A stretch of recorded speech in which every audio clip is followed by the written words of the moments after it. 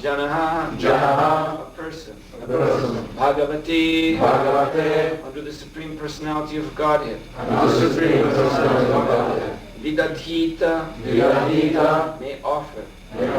Manam, worship. Yat, That. Cha, Indeed.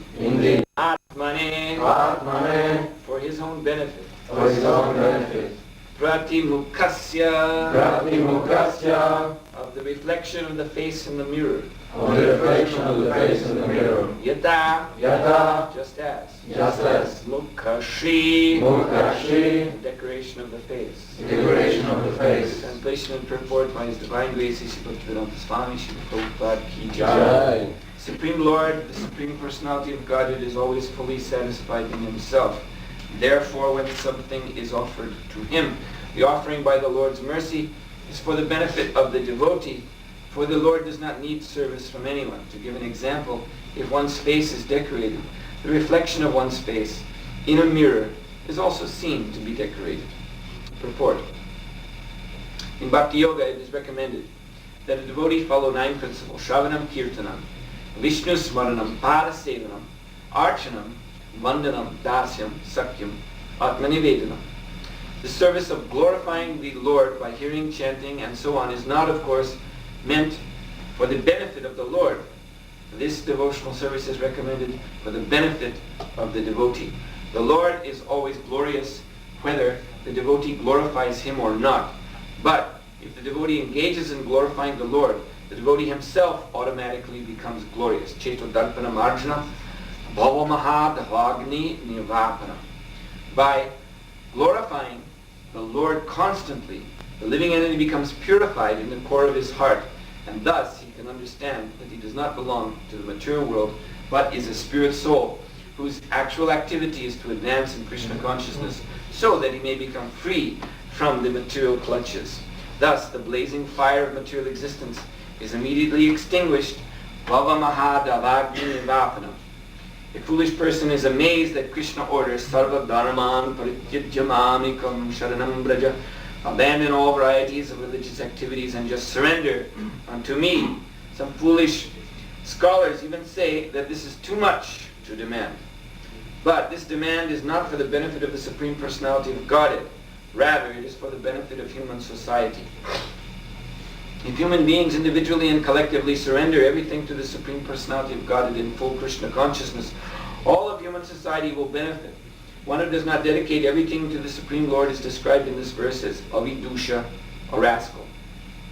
In Bhagavad Gita 7:15, the Lord Himself speaks in the same way. Namam duskritino mudha prapadyante haradama maya pahitta jnana asurim bhava mahashrita. Those miscreants who are grossly foolish, lowest among mankind, whose knowledge is stolen by illusion and who partake of the atheistic nature of demons, do not surrender unto me. Because of ignorance and misfortune, the atheists and the Naradhamas, the lowest of men, do not surrender unto the Supreme Personality of Godhead. Therefore, although the Supreme Lord Krishna is full in Himself, He appears in different yugas to demand the surrender of the conditioned souls, so that they will benefit by becoming free from the material clutches. In conclusion, the more we engage in Krishna consciousness and render service unto the Lord, the more we benefit. Krishna does not need service from any of us. Navatmana Prabhu Rayam Nija Lava Purno Manam Janada Vidusha Karuno Vrinite Yagyaj Jano Bhagavate Vilathita Manam Tarkshat Mane Prati Mukasya Yata Mukashi. Supreme Lord, the Supreme Personality of Godhead, is always fully satisfied in Himself. Therefore, when something is offered to Him, the offering by the Lord's mercy is for the benefit of the devotee, for the Lord does not need service from anyone. To give an example, if one's face is decorated, the reflection of one's face in a mirror is also seen to be decorated. Mukam karuti bachalam pangam lanayate vikripatadam bande shri tadunam. So the tendency in the material world is to be atheistic, because that is a qualification for coming here. To reject one's eternal relationship with the Supreme Lord. And if one is not totally atheistic, then, although there may be some piety, that piety is also corrupted by materialism, by selfishness. So therefore, we see even prominently in the Vedic dharma, or Vedic culture of spiritual life, prominently there is this conditional religion. Conditional means the seva or the bhakta, so-called, they depend upon some material return. Material return is expected. This is not an unfounded criticism, because Lord Krishna himself tells us this in Bhagavad Gita. He says to Arjuna, Trigunya Vishya Veda, Nistrigunya Bhavarjuna. He says, mainly the Vedas. When we look at the Vedic religious culture, you will see in the main Trigunya Vishaya. You will see activities under the three modes. That means conditional activities, materialistic activities in sattva, rajas, or tamas. And they are aimed at vishaya. Vishaya means sense gratification. Although they're following scripture, and there is some tapasya, some yajna, all of that is there. But the ultimate goal is not to please God. The ultimate goal is sense gratification, vishaya. So, therefore, Lord Krishna, we've just heard in the purport, he gives this conclusion which Srila Prabhupada says it amazes the foolish people. He says, Sarva Dharmam Prityaja. He says, you can kick out all this religion. Just kick it right out. We don't need this. We do not benefit from this. The foolish people are amazed. What? What is Lord Krishna speaking here? What is he preaching? Sarva Dharman Prityaja. But he qualifies, he actually brings it to the point of ultimate religion in the next line, where he says, Mamikam Sharanam Braja. You surrender to me. Because Vadaischa Sarve Arhamaiva Vedya Vedanta Krit Veda Vedeva Chaham. These Vedas, they come from me. Don't follow them in your way, follow them in my way. Mamekam Sharanam Braja. That will be following the Vedas.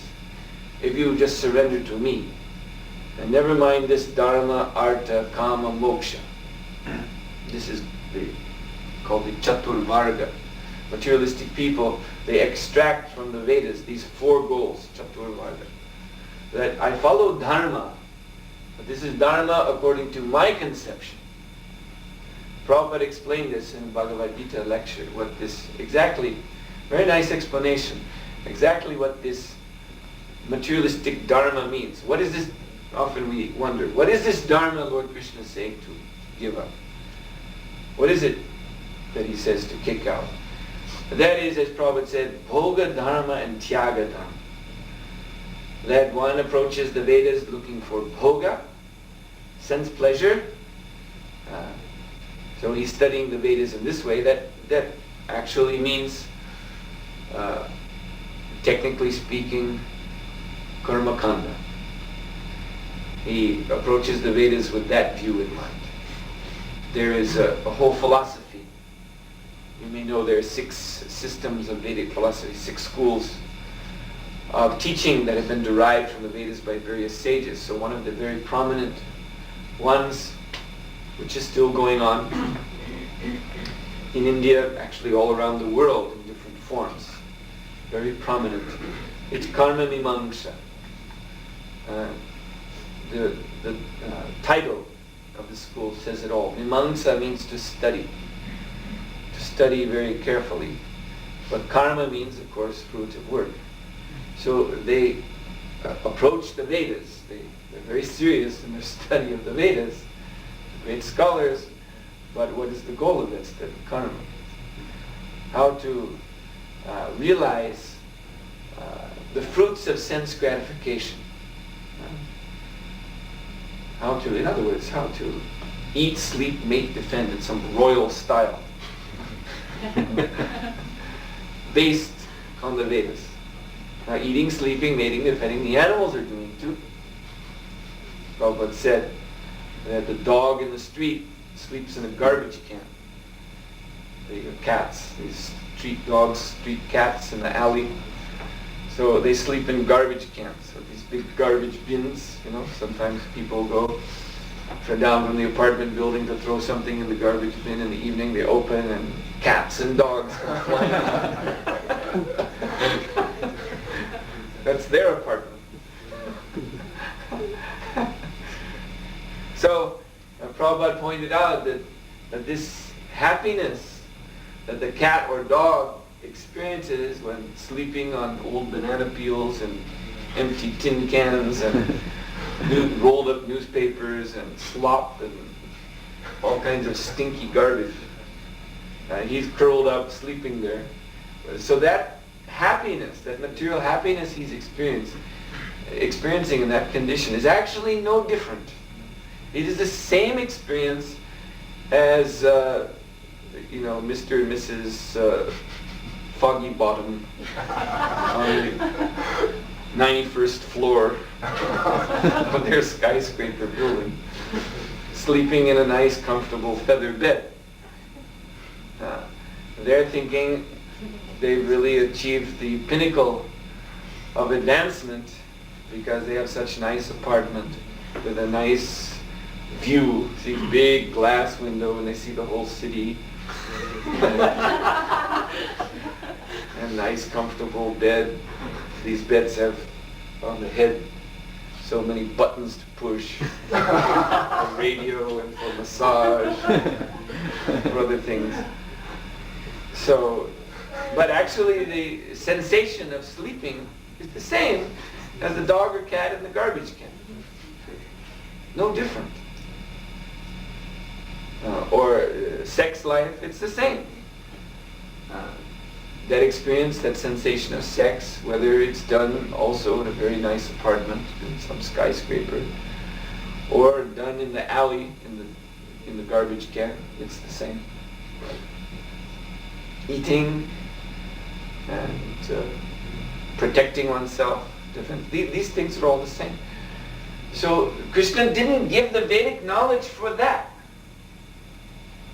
That's not the purpose of Lord Krishna's Varaischa Ahameva Vidya. He says by all the Vedas, Ahameva Vidya, I am to be known. Not some new way to eat, sleep, make fancy style. So this Mimamsa, this type of study of the Vedas for the purpose of karma, yielding the fruits of sense gratification, is a waste of time. And that's why Krishna says, put it, give it up. And so that's the bhoga dharma. That's the dharma aimed at sense gratification. And then the other side is when one becomes frustrated with the sense gratification, when one finds it distasteful, then he may approach the Vedas from another angle of vision, but also no less selfish, no less separated from Krishna in purpose, and that is the Tyaga Dharma, the Dharma of renunciation, or Jnana Yoga. So the Jnanis, they simply want to become free of suffering. They have gotten themselves in a predicament of suffering by their karma. So now they want out.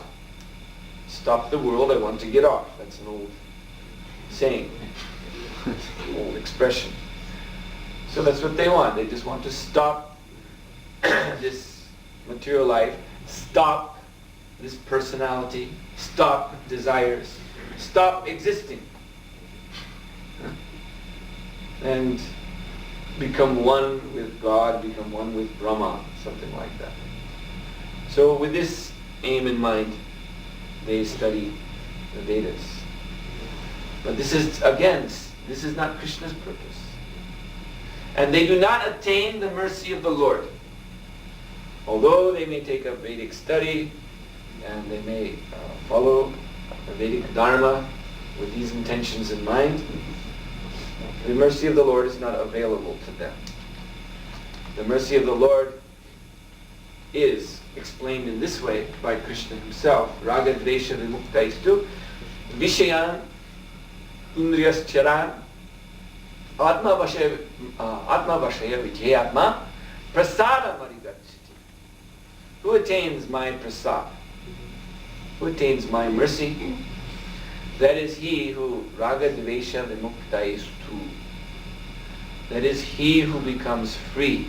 Vimukta. Vimukta means to become free or liberated from what? Raga dvesha. Raga means this attachment, attraction to sensual pleasures. And dvesha means the opposite, repulsion from sensual pleasures. Both are two sides of the same coin. Prabhupada used to give a very nice example of if you're walking down the street and you see someone has left what's called a portemonnaie or wallet, their money bag, someone has dropped it on the side of the street. So if your reaction is, oh, my lucky day, and you take it and put it in your own pocket, now it's mine, then you're what is called, what they say in India, boka, you're a rascal. Then you're a rascal, you're a thief, you're as good as a thief. Out, someone has dropped their money and you took it, put it in your pocket, you're charged with thievery. So that's rascaldom. But also, another kind of rascaldom is that one sees the money and one thinks, oh, I don't want to become entangled in this. Someone dropped their money here, that means I have to go to police station or this or that. Too much hassle. Who knows? I mean, so much trouble may come from my touching this. So I just leave it here. Go my own way. So this is also not good. This is not responsible. But if one sees the money and takes it with the intention of finding the owner and returning it to him, that is when we giving this example from ordinary society. So that person is considered a good citizen. You see, you'll read about it in the newspaper. Such a person, they report about him. They don't report about the person who wants the money in his pocket, except to say that police captured him. And someone who just walks by and doesn't take the money, thinking it's too much trouble, he certainly won't be glorified in society. But one who takes the money and finds out the little old lady or whoever it was who dropped it and says, here's your money back, then news reporters are there to click, here's an honest man. Here's an honest man. And mayor of the city will give reward. So like that, if we take this material manifestation instead of the portemonnaie, the wallet, but take this human body, take this material world, this material life. So, if one tries to appropriate this for himself, for his own enjoyment, he's a rascal. If one tries to reject it, neglect it, I don't want to become involved, let me go, he's also another kind of rascal. But if one accepts, but with the higher purpose, to return this to Krishna, to offer this to the lotus feet of Krishna, then among jivas, among spirit souls, parts and parcels of Krishna, this is the good citizen. This is Krishna's devotee. There's no raga dvesha. No? There's no raga means attachment, let me enjoy this. Dvesha means let me not become entangled. So raga dvesha vimuktaisthu, he's liberated. Vishayan indriyas chara. Atma vashe vidyayatma prasadamani gacchati. His senses are controlled. How? Controlled in the service of the Lord. It's not that he's blind and deaf and dumb, like the jnanis would like to be. They want to stop all sense activity. But he uses his senses. For instance, he uses his eyes only to see for Krishna. Only as Krishna directs. In that way he uses his eyes. Only as Krishna directs. In that way he uses his ears. But what is that direction? That's been explained. Shravanam, Kirtanam, Vishnu Smaranam, Padasevanam. This ninefold process of Sarana Bhakti. This is the authorized engagement for our senses. In these ninefold processes, all of our senses, 10 senses, that means 5 active and 5 knowledge acquiring, and then there's the 11th sense, the mind, they will all be engaged in their proper business. Beginning with Shravanam, hearing. Hearing from Krishna. And as Prabhupada explains, the benefit is ours. Krishna is so kind. Krishna, he's Atmarama, he's transcendental. He doesn't need our service, but he's so kind to provide. He gives himself, just like the deity. The Lord, he so kindly appears as the deity. He doesn't have to come. It's not that he's hungry for 6 offerings a day. It's not that if we don't put clothes on him, then he's, naked. It's not this. It's not that he wants to have nice crown on his head. Like some, like they have in this time of year actually. It's fashion season. So in Paris especially, they have these fashion shows.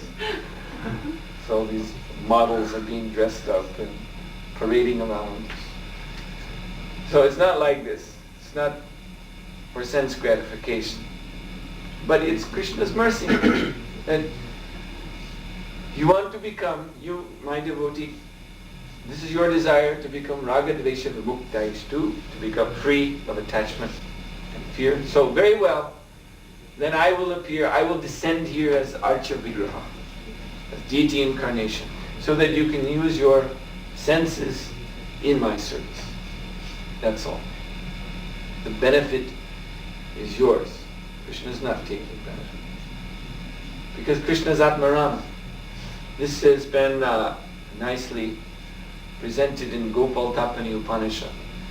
When the gopis met with Krishna, Srimati Radharani and the gopis met with Krishna in the middle of the night in the Vrindavan forest. And actually Krishna was late, so they were curious, why have you come late tonight, our Lord? And he replied, I've been meeting with the great sage, Durvas, who is staying in his ashram on the other side of the Jamuna. So he was glorifying Durvas to the gopis, and they naturally wanted to go and render some service to Durvasa Muni.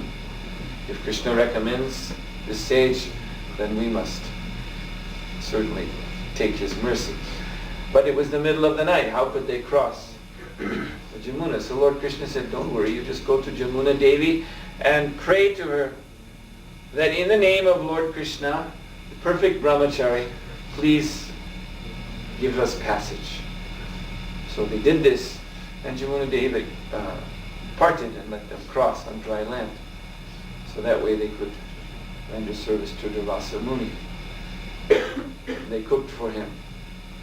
Every gopi brought a pot of food. He ate everything.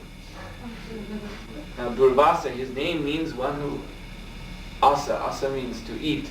Durva means grass, a kind of grass, darba grass, which is used in Vedic ceremonies. So it means, his name means one who survives only eating the juice of the darba grass, which means he's extremely austere. And yet he was eating every pot of foodstuff brought by all these gopis. unlimited gopis. He ate everything. And then the gopis wanted to rejoin Krishna, so they asked Durvas, how can we cross? At this time of night there's no boat. He said, go to Jamuna Devi and bow and pray that in the name of Durvas, who eats only the grass, the darba grass, please let us pass. So they went and did that, and Jamuna Devi parted her waves and they could cross on dry land. So when they returned to Krishna, Srimati Radharani, she was very curious to know, how is it possible that Jamuna Devi parts her waters, first of all in the name of Krishna, the perfect brahmachari, who's meeting with us in the middle of the night. And secondly, in the name of Durvas, who's eating every pot each one gopi cooked. And yet he's supposed to be Durvas. How is it possible? And Lord Krishna, he very kindly explained that I am Atmarama and Durvasa Muni, who is my pure devotee. This Durvas, by the way, is not the same Durvas who harassed Maharaj Ambarish. There is a transcendental Durvasa Muni who is a resident of Vrindavan, who loves the Lord in this particular flavor as a great sage. And Krishna comes and deals with him as a cowherd boy would deal with a great sage by showing him all respect and honor. And Durvas, his service to the Lord is to give him blessings.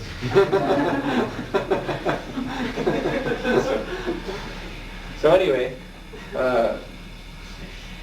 Lord Krishna explained to the gopis that I am Atmarama and Durvasa Muni is Atmarama.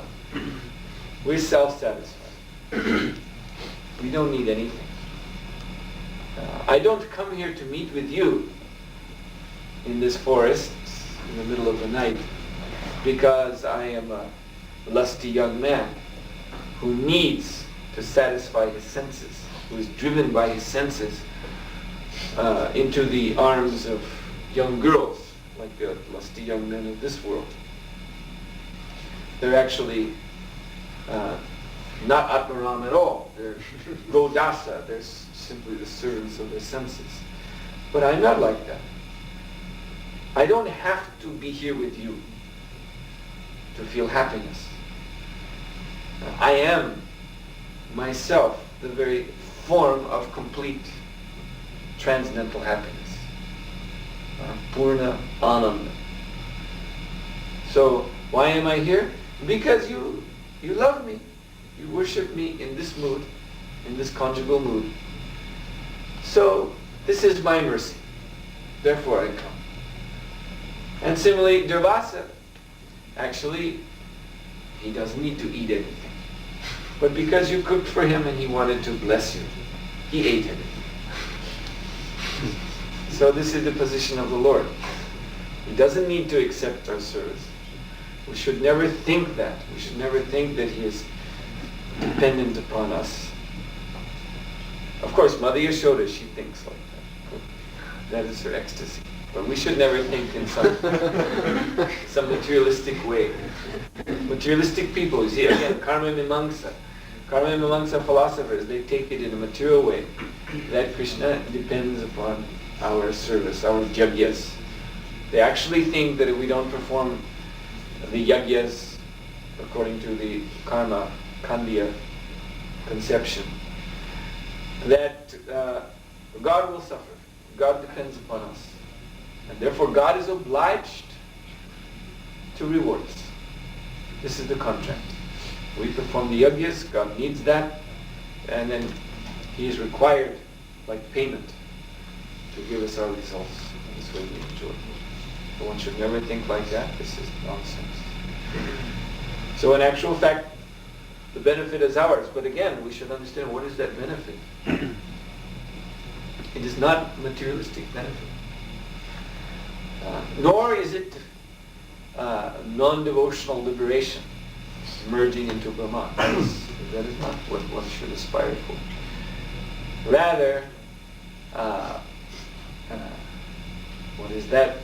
It's explained in the Śrīmad-Bhāgavatam, Bhakti, Palanishanu Bhava,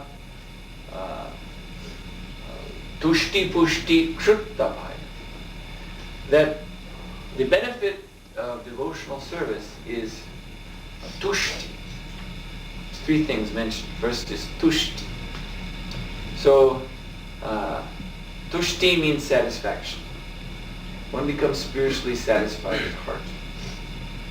Thus, raga dvesha vimuktayistu. Thus one becomes free of attachment and fear. Or, yes, attachment and fear of entanglement. Because he's completely satisfied at heart. Tushti. Spiritually satisfied.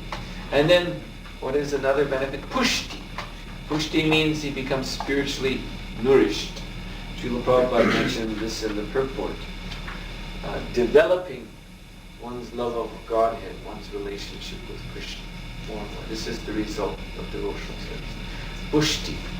One's spiritual love in Srila Prabhupada's books, they become more and more real to us, more and more realized by us, as we continually, day after day, render devotional service. This is nourishment.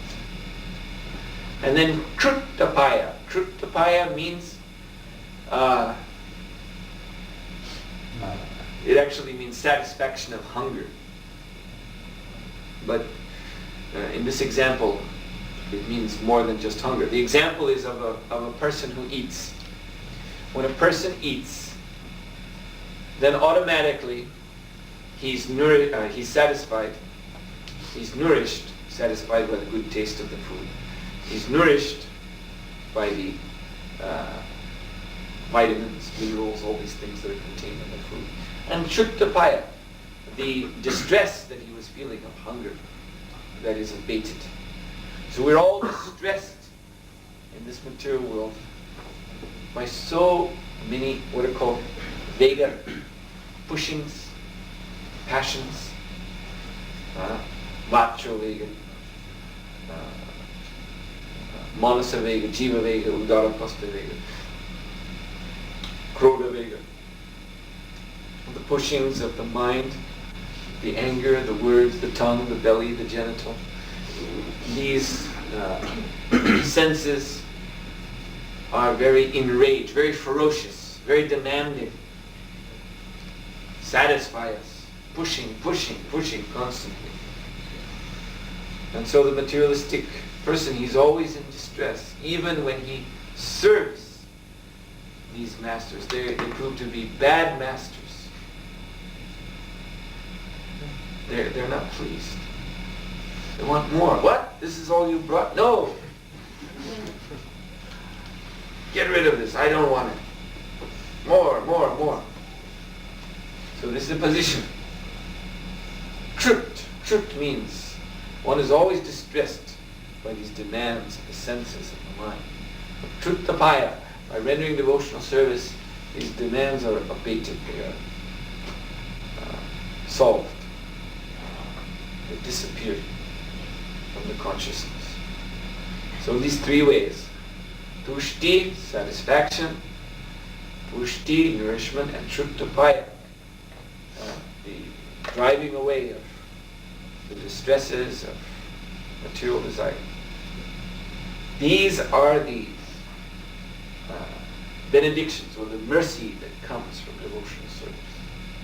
This is what the devotee should aspire for in his service. These three goals. These are what are recommended in Śrīmad-Bhāgavatam.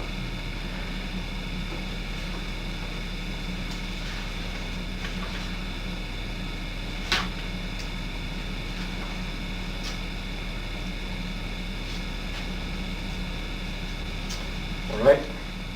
Are there any questions?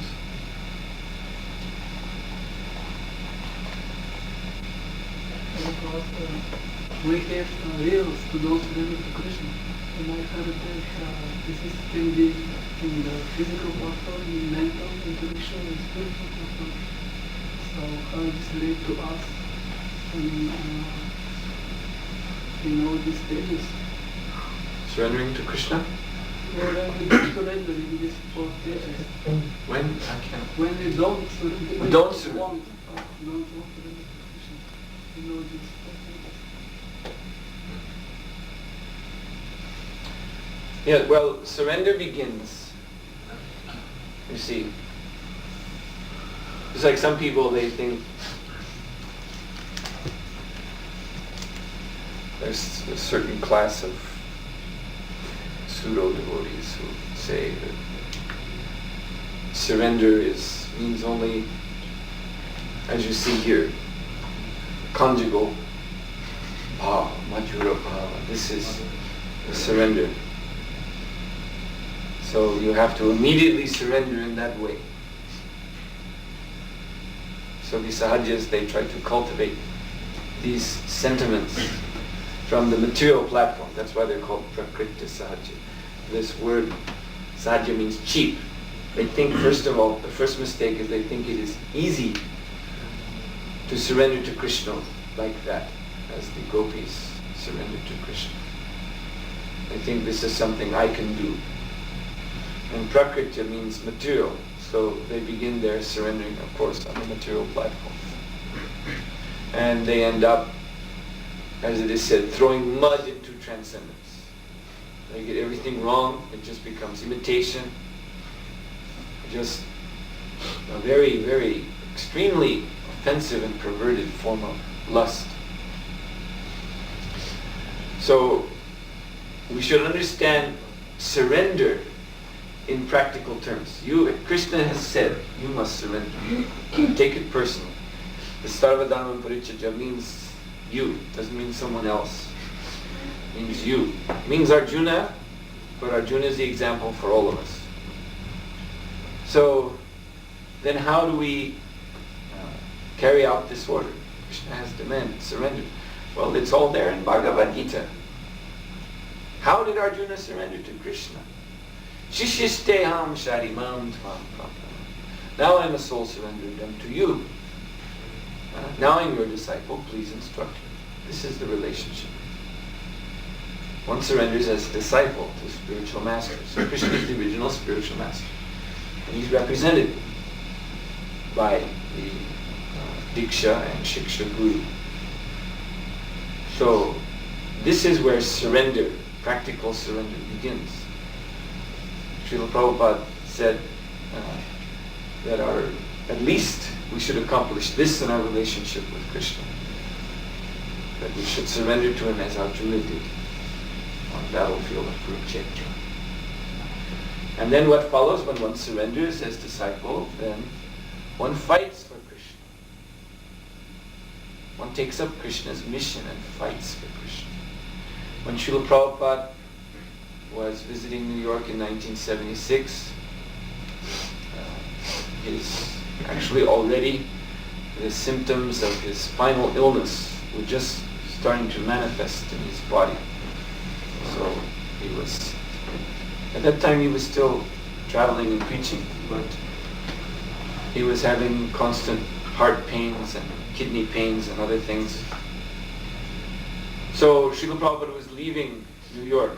He'd been staying at this magnificent building, 13th floor building in Manhattan. He'd attended the Rath Yatra. He was very pleased with the way that his ISKCON mission had developed in New York. Prabhupada had come to New York in 1965 to begin everything there. So how happy he was. You see, after only 10 years, what had come out from his preaching efforts. So as he was leaving New York Temple, coming down the elevator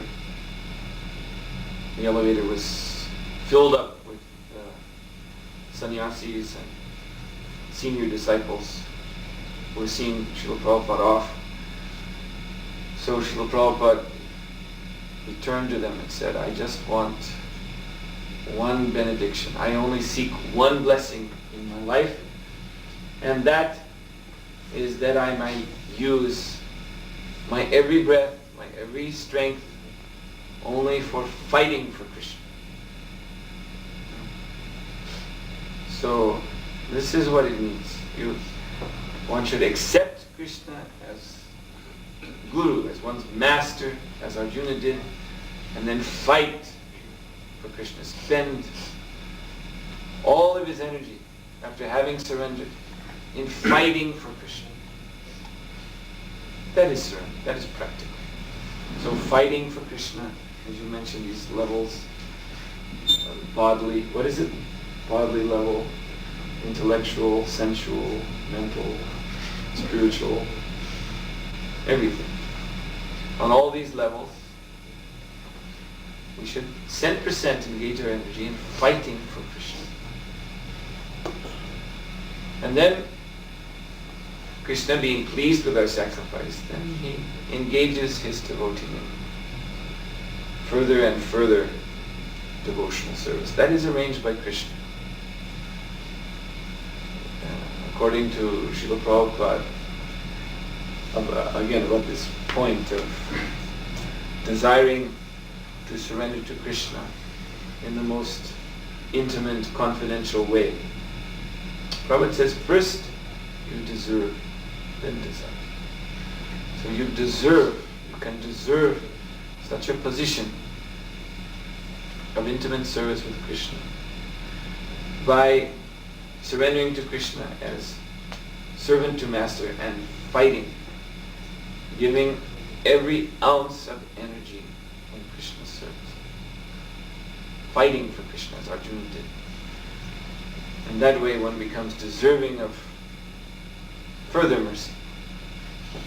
But to take surrender as some kind of esoteric, abstract, very, very, intimate thing, and then try to jump in one step from here. We're on the conditional platform now. To jump in one step from here right into the picture. Assuming one's manjari form. Well, one will just bounce against the picture. Fall on the floor. It won't be possible. That is not the way to enter Krishna's pastime. Krishna's pastimes begin here. Krishna has come. He came 5,000 years ago. He came 500 years ago. He's here now. Krishna Nam Avatar, in the form of his holy name. So we have to fight to advance Srila Prabhupada's mission throughout the world. Every one of us has a swarup in that mission offered right now. And by accepting that, then it's just like in the army, you join the army, there's war. You don't join as general. You don't go down to the recruiting station. Yes, I want to be general. No, you come in on the lowest platform, or according to your qualification. But you don't come in as general. And then in whatever position you're placed, you fight. You show that I am a dedicated soldier.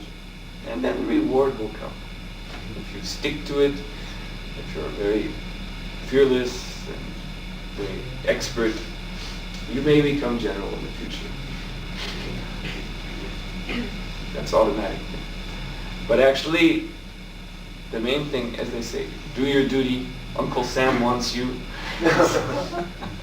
That's the main thing. That is actually what surrender is.